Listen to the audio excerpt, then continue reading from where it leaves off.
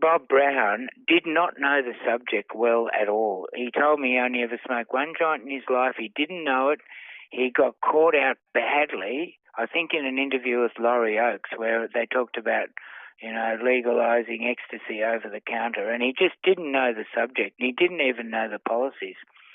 So they got slammed by News Limited, and then they changed their cannabis policies back. Now they've rejigged them forward a bit, but I find them pathetic. I'd have to say I find the Greens pathetic on it. But the reason why the big parties aren't backing it is, I think, pressure from the pharmaceutical lobby.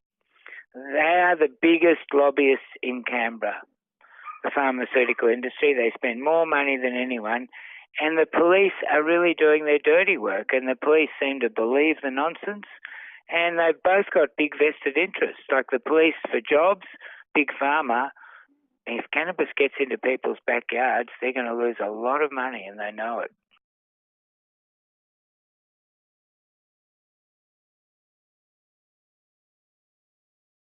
The estimated turnover of cannabis in Australia is at least $6 billion a year. It's all criminal.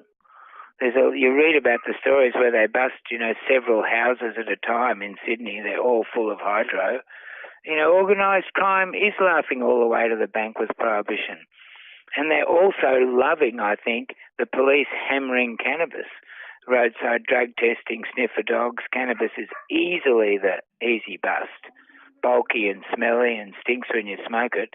And organised crime loves pills and powders.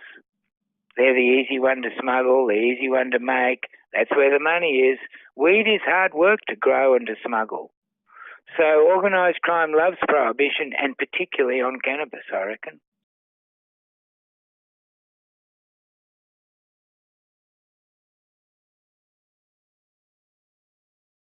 Aboriginal people, quite a few Aboriginal people attracted to Nimbin love using cannabis because it keeps them off other drugs, including alcohol. It chills them out.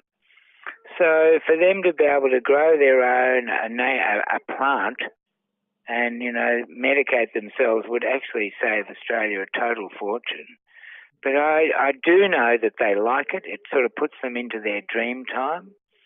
And alcohol's a big drama for them. They can't handle it. They don't like it. They need to not smoke with tobacco and be educated about that. They could easily be growing their own.